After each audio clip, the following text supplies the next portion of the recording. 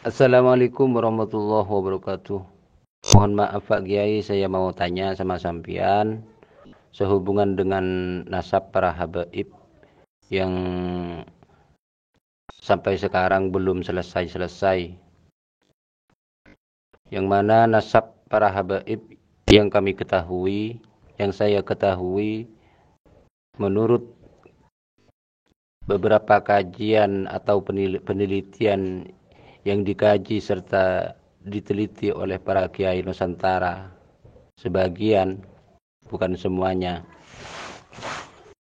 nasab mereka nyata-nyata putus, nyata-nyata tidak tersambung kepada baginda Nabi besar Muhammad SAW. Saya sebagai orang Madura, yang kami ketahui khususnya di Madura ini, mereka kan tetap bersikukuh dengan kepercayaannya bahwa para habaib itu zuriyah baginda Nabi besar Muhammad SAW. Padahal kan banyak Pak Kiai dari mereka, para kiai, bahkan banyak dari pesantren-pesantren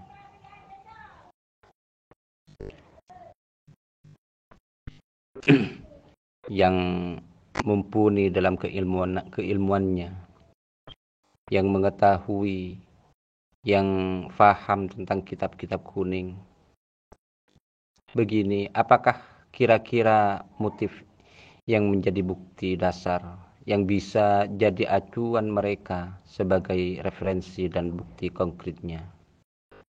Karena bagi saya pribadi ini sudah taslim bahwa mereka bukan dzurriyyah dari baginda Nabi besar Muhammad SAW. Begitu Pak Kiai, mohon tanggapannya. Sekian, Assalamualaikum warahmatullahi wabarakatuh. Waalaikumsalam warahmatullahi wabarakatuh. Kalau perkiraan saya, mereka selalu berkomitmen dengan kepercayaan lama mereka, walaupun sangat besar terindikasi kesalahannya. Kalau bagi saya memang salah begitu. Karena faktor yang membuat mereka bertahan itu, saudaraku, itu ada 3 faktor, sehingga 3 faktor ini mereka anggap sebuah kebenaran. Faktor yang pertama, mereka adalah selalu mempertahankan husnudzon. Kenapa? Karena mereka punya semboyan yang oleh orang yang kurang begitu teliti dan faham, itu dianggap ungkapan yang benar dan berdasar. Padahal itu ungkapan pembodohan menurut saya. Apa itu? Lebih baik salah husnudzon daripada salah suudzon. Ini ungkapan yang tidak berdasar. Dalam konsep kita beragama, itu pilihannya salah dan benar. Baik berupa akidah, baik berupa fikih, baik berupa ilmu-ilmu disiplin keilmuan yang lain. Kalau nggak benar ya salah. Kalau benar ya pasti benar begitu. Sehingga ar-rusyduh dengan al-ghayyuh itu pilihannya.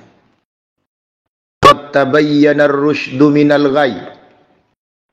Kalau ar-rusydu itu melalui dalil-dalil yang jelas dan bukti-bukti yang konkret, itu ar-rusydu. Kalau al-ghayyu ya salah. Atau dikatakan al-haqqu dengan al-batil. Kebenaran atau kebatilan. Itu pilihannya. Begitu.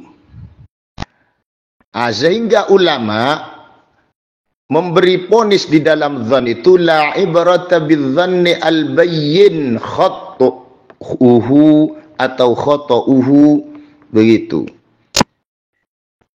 Jadi tidak dianggap dzan itu kalau sudah terbukti secara dalil, terbukti secara kaidah, itu sudah salah. Kalau bertahan menggunakan lebih baik salah husnudzon daripada salah suudzon, oh ini berarti orang yang gak ngerti dalam ilmu pernasaban. Kenapa Rasail fi Ilmil Ansab di halaman 101 mengatakan wala yasbutun nasab bisyubuhat. Nasab itu tidak bisa disahihkan dan tidak bisa ditetapkan dan tidak berstatus tetap nasab itu dengan syubuhat, dengan pakai syubuhat atau pakai husnudzon lah, atau pakai syubuhat, remang-remang, karena nasab itu harus dengan alamat wadihat juga dengan bayinat yang sabitat, begitu. Faktor yang kedua ialah karena mereka memahami nasab para habaib ini sudah tetap melalui al-bayyinah dengan dua metode. Metode yang mereka pakai itu adalah adanya khattun nasabah atau ar-ruk'ah di abad 11 ke belakang atau di abad 11 ke belakang. Dua melalui asyuhrah wal istifadah yang mereka sangka bayyinah ini sudah cukup, padahal al-bayyinah itu harus sabitat. Mari kita uji pokok dari al-bayyinah tersebut. Yang pertama, khattun nasabah itu merupakan al-bayyinah atau bukti yang konkret bila khattun nasabahnya memenuhi syarat-syarat sehingga dikatakan oleh Rasail fi Ilmil Ansab di halaman 101 yasbutun nasab bil bayyinati sabitat, bayyinahnya harus sabitat. Apa syarat khattun nasabah atau ar-ruk'ah yang bisa jadi acuan pengisbat nasab bagi seorang nakib? Di antaranya catatan nasab yang harus berkesenambungan dengan khattun nasabah yang sebelumnya, yang dikatakan di Rasail fi Ilmil Ansab halaman 103 kutubun nasabiyyin al-abdal. Jadi tulisannya ada kesenambungan, orangnya ada kesenambungan dalam pengambilannya. Begitu. Kalau kita melihat pada Muqaddimat fi Ilmil Ansab halaman 58, ruk'ah itu, catatan itu alla takuna mukhalifatan lil usul, tidak boleh bertentangan dengan kitab dasar yang lebih tua. Begitu. Dan nasabnya para habaib yang dikatakan Ubaidillah bin Ahmad ini pasti, sangat pasti terdapat dhanniyatud dilala alal maksud. Kenapa? Karena Ubaid dan Ubaidillah ini tidak sesuai dengan apa yang menjadi rujukan referensi mereka. Sebagaimana di Al-Burqatul Musyiqah halaman 150 sampai 151. Dia mengatakan kakeknya Ubaid. Ubaid ini mentasghir namanya. Ubaid ini kakeknya Ubaid. Terus Ubaid ini dikatakan Ubaidillah. Ubaidillah ini merupakan tasghiran dari nama Abdullah. Begitu. Artinya untuk menisbatkan nasab kakek moyang mereka agar supaya sama dengan nasabnya Syarif Abil Jadid, dia membawa Ubaid dan juga Ubaidillah kepada Abdullah. Sedangkan Ubaid dengan Abdullah ini dibawa ke Tarikhul Janadi As-Suluk fi Tabaqatil Ulama wal Muluk. Ini cacat karena sumbernya tidak sama. Sumbernya Abdullah, tidak ada Ubaidillahnya, bahkan tidak ada Ubaidnya. Juga sumbernya tidak menerangkan bahwa Jadid itu bersaudara dengan Alwi dan Basri. Begitu, sehingga ini termasuk dhanniyatud dilala alal maksud. atau termasuk data palsu atau al-maudu, sebagaimana di Muqaddimat fi Ilmil Ansab termasuk kepada kategori al-adraj. Begitu. Terus antakuna khaliyatan minal illatil qadihah, itu syaratnya catatan-catatan nasab harus sepi dari illah al-qadihah. Ternyata nasabnya Ba'alawi ini terdapat illah al-qadihah yang sangat jelas, yaitu keterputusan riwayat selama 500 tahun karena sumber datanya tidak ditemukan sampai sekarang, bahkan sampai adanya pertemuan di RA kemarin. Begitu. Sehingga al-bayyinah yang terdapat dalam catatan nasab Ba'alawi tidak sama sekali tidak sabitah, sehingga seorang nakib tidak bisa menggunakan khattun nasabah atau ar-ruk'ah yang terdapat di abad 9 ke bawah sampai sekarang. Itu tidak bisa dibuat acuhan untuk mengisbat nasab mereka, sehingga nakib Naqabatul Ashraf Al-Arabi Mekah Madinah yang saya dengar itu tidak mau mengisbat nasab mereka karena Ubaidillah Ahmad Al-Abah itu tidak pernah mempunyai putra yang bernama Ubaidillah, kata mereka. Juga Naqabatul Ashraf At-Talibiyin di Irak, dia bahkan membatalkan. Juga yang membatalkan Naqabatul Ashraf Al-Aqliyin di Mesir. Nakib-nakib internasional ini membatalkan nasab Ba'alawi karena memang tidak memenuhi syarat secara khattun nasabah, juga tidak memenuhi syarat secara syuhrah wal istifadah. Kenapa? Metode yang kedua yang mereka pakai, asyuhrah wal istifadah, dalam penetapan nasab melalui syuhrah wal istifadah ini harus lulus 3 unsur yang telah dikatakan oleh Imam Asy-Syafi'i di dalam kitab jilid 8 halaman 204. Juga dikatakan di Bahrul Madhab Imam Ar-Rawiyani di jilid 14 halaman 134.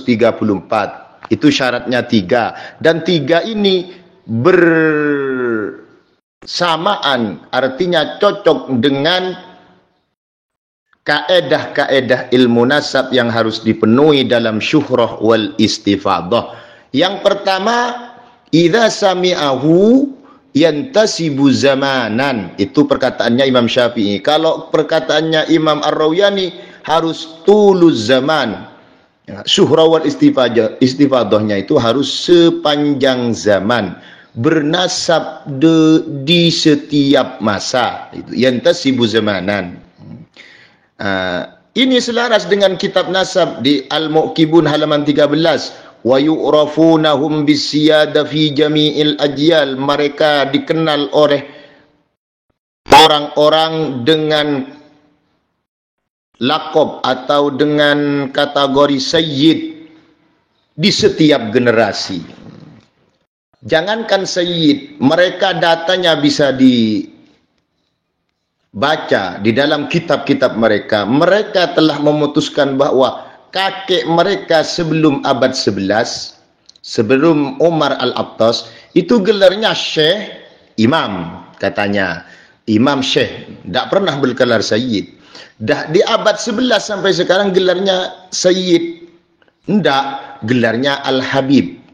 Yang mana Al-Habib ini belum tentu bisa dikategorikan Sayyid dan Syarif, kecuali mereka bersikuku mengaku sebagai Syarif, sehingga ditafsiri Habib itu keturunan Nabi dari Al-Husain oleh sebagian ulama, karena disangka Habib itu ya Sayyid dan Syarif. Begitu yang digunakan di Hadramaut. Begitu. Juga selaras dengan kitab Nasab Al-Kafi Al-Muntakhab halaman 62. Amma fin nasab fayya hamlun nasab wal ishtihar bainan nas muddatan minaz zaman la yu'rafu illa bihi nasab-nasab itu membawa nasab itu dalam syarat syuhra wal istifadah, itu harus istiharnya bainan nas muddatan minaz zaman, di masa dari zaman la yu'rafu illa bihi, sepanjang masa tidak dikenal kecuali memang sudah dikatakan sayyid atau syarif, ataupun setidaknya kalau memakai redaksi Habib itu dikatakan keturunan Nabi, ya kata-kata Habibnya itu harus sepanjang zaman memang. Ternyata Al-Habib itu timbulnya di abad 11, yaitu Umar Al-Attas. Sedangkan abad 10 ke atasnya dikenal dengan syekh atau imam. Itu kan mereka itu memang tidak pernah yang namanya nasab mereka itu tidak pernah istihar bainan nas muddatan minaz zaman, la yu'rafu, yang tidak bisa dikenal kecuali dengan itu.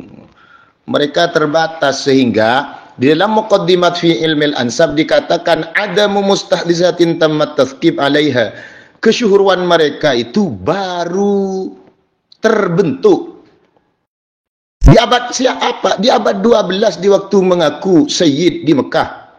Begitu. Sebelumnya Habib. Dan sampai sekarang Habib. Begitu. Tidak baru terbentuk. Kalau di dalam istilah kitab Rasail fi Ilmil Ansab di halaman 103, harus kidamun nisbah wa syuhrah. Harus sejak dahulu penisbatan itu dan kesyuhruan itu sejak dahulu. Begitu. Syarat yang kedua di dalam syuhra wal istifadah itu lam yasma' dafi'an. Nakib itu tidak pernah melihat ada orang yang menolak tentang nasab ini. Ini istilahnya Imam Syafi'i. Kalau istilahnya Imam Ar-Rawiyani, ada muddafi, tidak ada seorang pun yang menolak nasab ini. Kita uji. Ternyata nasab ini di abad 12 telah ditolak oleh seorang ulama sekaligus penguasa Hijaz yang namanya Syarif Aunur Rafiq. Beliau dikatakan mutadalli'an fi aksaril ulum di tarikh Mekah. Ini bisa dicek di Al-Istizadah min Akhbari Sadah halaman 1093. Syarif Aunur Rafiq ini bukan sendirian, didukung oleh seorang ulama yaitu Syekh Ahmad Isa An-Najdi, Ibrahim Al-Uskubi, Abu Su'ib Ad-Dukkali. Ini yang mendukung mereka. Sehingga di sini pun syarat yang kedua, kalau syarat itu salah satunya batal, ini syaratnya semuanya, syarat yang ketiga batal semua maksudnya. Yang ketiga, walam yarid dalalatan yurtabu biha, itu kalau ibaratnya Imam Syafi'i, tidak ada tanda-tanda dalil yang bisa diragukan syuhra wal istifadahnya. Kalau istilahnya Imam Ar-Rawiyani adamur ribah atau raibah, tidak ada keraguan. Apa yang terdapat keraguan dalam nasab Ba'alawi, nasabnya para Habib ini? Banyak sekali di antaranya. Satu, sumbernya tidak jelas. Coba tanyakan sumber nasabnya dari apa? Karena dari abad 4 sampai abad 9, abad 10 ini tidak ada sumbernya. Mentoknya sumbernya itu adalah Jauharus Syafaf, Al-Burqatul Musyikoh. Kalau dipaksakan sumbernya ya sampai Tarikhul Janadi, begitu. Nanti saya jelaskan 3 sumber ini. Yang kedua, terdapat keterputusan riwayat selama 500 tahun. Ini menyebabkan raib, keraguan. 3, terdapat dhanniyatud dilal alal maksud, yang merupakan al-adraj, yang mana al-adraj itu kata ulama termasuk nasab yang maudhu, wal maudhu la yuhtajju bih. Itu bisa dicek di Muqaddimat fi Ilmil Ansab. 4, bertentangan dengan kitab aslinya sehingga nakib-nakib internasional semuanya menolak untuk mengisbat nasab para habaib ini. Buktinya Naqabatul Ashraf Mekah, Naqabatul Ashraf Irak, Naqabatul Ashraf Mesir, Al-Aqilin, Naqabatul Ashraf At-Talibin di Irak, Naqabatul Ashraf Al-Arabi di Mekah Madinah, begitu. Terus faktor yang ketiga, mereka tidak mengerti bahwa sumber rujukan yang mereka pakai adalah dua. Kalau pakai nasabnya Ubaidillah, yaitu Al-Burqatul Musyiqah atau Al-Jauharus Syafaf. Kalau dipaksakan menggunakan Abdullah, maka sumbernya adalah As-Suluk fi Tabaqatil Ulama wal Muluk, karya Imam Al-Janadi. Imam Al-Janadi itu perlu diketahui itu murni orang mu'arrikh, orang ahli tarikh, bukan ahli nasab. Maka nasab ini juga terdapat syubhat yang dikatakan wala yasbutun nasab bisyubhat. Kenapa? Karena sumber ini sumber yang bisa dikatakan palsu dan dusta. Bisa dilihat di Rasail fi Ilmil Ansab halaman 165, halaman 164 sampai 165. Begini ibaratnya, amma madhanul wad'i wal kadhibi, adapun tempat-tempat yang bisa diduga sebagai kepalsuan dan kedustaan fil ansab di dalam nasab, fanajiduhu fi, maka kita bisa melihat di dalam kutubut tasawuf, Al-Burqatul Musyiqah, Suhuful Akhbariyah allati min sya'niha ilmun nasab, kitab-kitab kabar yang di dalamnya tidak termasuk bagian dari ilmu nasab. Apa itu?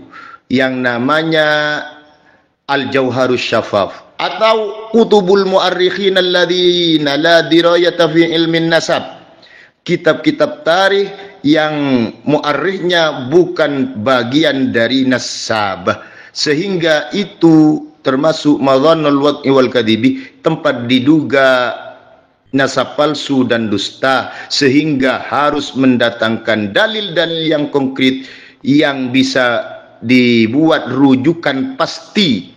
Data-datanya harus ada, rujukannya ini kitabnya, ini buktinya, harus begitu. Sehingga mustahil nasab para habaib ini bernasab kepada baginda Nabi besar Muhammad sallallahu alaihi wasallam. Itu metodenya ilmiah, baik pakai ilmu fikih dan ilmu nasab, begitu. Mereka seperti ini enggak mengerti. Cukup dengan husnudzon, salah husnudzon katanya ndak apa-apa. Terima kasih.